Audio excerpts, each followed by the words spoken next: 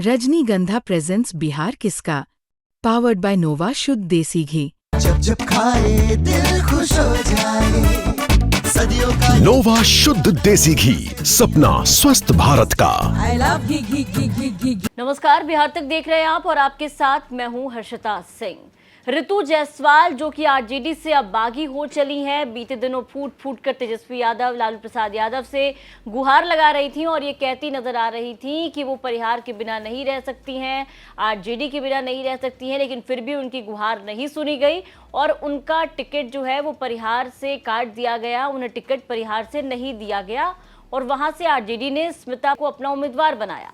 अब ऋतु जायसवाल जब वो नामांकन निर्दलीय दाखिल कर चुके हैं, निर्दलीय चुनावी मैदान में हैं, तो अब उन्होंने आरजेडी उम्मीदवार के एफिडेविट पर सवाल खड़ा किया है। साथ ही साथ ये बताया है, खुलासा करते हुए, कि किस तरीके से एफिडेविट में जो आरजेडी के उम्मीदवार हैं स्मिता, उन्होंने गलत इंफॉर्मेशन दिया है। ये पोस्ट आप ऋतु जायसवाल का देख रहे होंगे, जहां उन्होंने स्मिता पूर्वे का जो भी एफिडेविट है उसको शेयर किया है। शेयर करते हुए सवाल उठाया है और कहा है कि उन्होंने गलत तरीके से जो एफिडेविट भरा है, इसके कारण उनका जो नामांकन है वो रद्द होना चाहिए। ऋतु जायसवाल ने लिखा है कि आदरणीय तेजस्वी जी, पार्टी ने मुझे परिहार से दूर भेजना चाहा और मैंने बगावत का रास्ता चुना। गलती दोनों तरफ से हुई, लेकिन परंतु जिस व्यक्ति के कारण ये पूरा विवाद उत्पन्न हुआ उसने भी एक गंभीर भूल की है। आरजेडी उम्मीदवार ने अपना नामांकन पत्र के साथ संलग्न चारों एफिडेविट में अपनी उम्र 49 वर्ष अंकित की है, जबकि मतदाता सूची के अनुसार उनकी वास्तविक आयु 43 वर्ष है। ये स्पष्ट रूप से झूठा एफिडेविट है, जिसके कारण उनका नामांकन निरस्त हो जाना चाहिए था। ऐसे प्रत्याशी अगर जीत भी जाए तो कोर्ट में केस चलेगा और कुछ दिनों के बाद उनको सीट गंवानी पड़ेगी। परिहार के विकास के लिए यह आवश्यक है कि यहाँ के वर्तमान विधायक की हार सुनिश्चित की जाए। यहाँ वर्तमान विधायक और ऋतु जायसवाल के बीच सीधी टक्कर है और आरजेडी उम्मीदवार की जीत की संभावना नगण्य। उनकी मौजूदगी केवल वोटों के बिखराव का कारण बनेगी, जिससे वही लोग फिर से जीत जाएंगे जिन्होंने परिहार को पिछले 15 सालों से अंधेरे में रखा।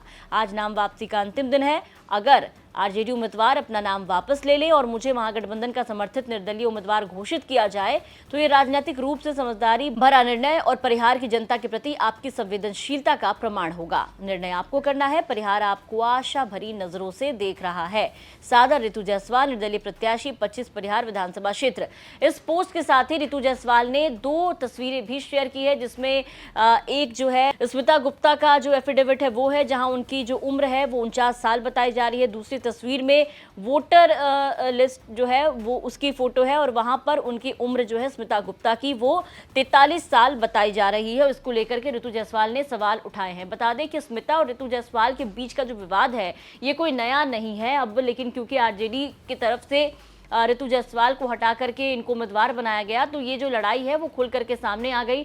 2020 के विधानसभा चुनाव में आपको याद दिला दे, जब ऋतु जायसवाल चुनाव लड़ रही थी तो स्मिता पर ही यह आरोप लगा था कि इन्होंने ही उन्हें हरवाने का काम किया है, वहां पर इनके खिलाफ साजिश रची गई। और अब जब आरजेडी ने स्मिता को यहां से उम्मीदवार बनाया तो उनकी पीठ पर खंजर घोंपने का ऋतु जायसवाल ने आरोप लगाया है। इसके साथ ही आपको बता दें कि ऋतु जायसवाल अब भी आरजेडी से, तेजस्वी यादव से ये गुहार लगाती हुई नजर आ रही हैं कि कैसे भी करके उन्हें आरजेडी से प्रत्याशी घोषित कर दिया जाए और स्मिता के खिलाफ उन्होंने कई बड़े आरोप लगाए और साथ ही साथ उनका जो एफिडेविट है वो भी सोशल मीडिया पर शेयर किया।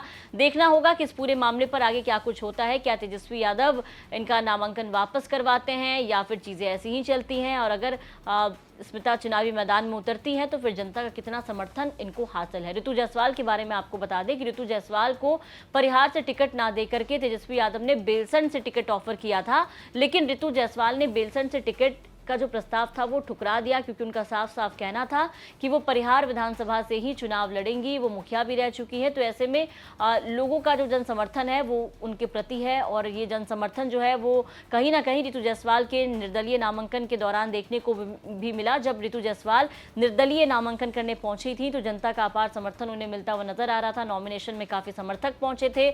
अब क्योंकि उनको टिकट नहीं मिला तो वो सीधे तौर पर आरजेडी को चुनौती देते हुए नजर आ रही हैं। और तो दो प्रत्याशी जो है वो आमने सामने ऐसे हैं जो कि परिहार सीट पर आरजेडी के वोट बैंक में फूट पड़ने की संभावना जताई जा रही है। देखना होगा कौन किस पर भारी पड़ता है और अगर रितु जायसवाल जीतती हैं तो क्या आरजेडी को समर्थन देती हैं या फिर उस वक्त पासा कुछ पलटेगा। आपको क्या लगता है? अपनी राय कमेंट करके जरूर बताएं। बिहार की तमाम खबरों के लिए बने रहे बिहार तक के साथ।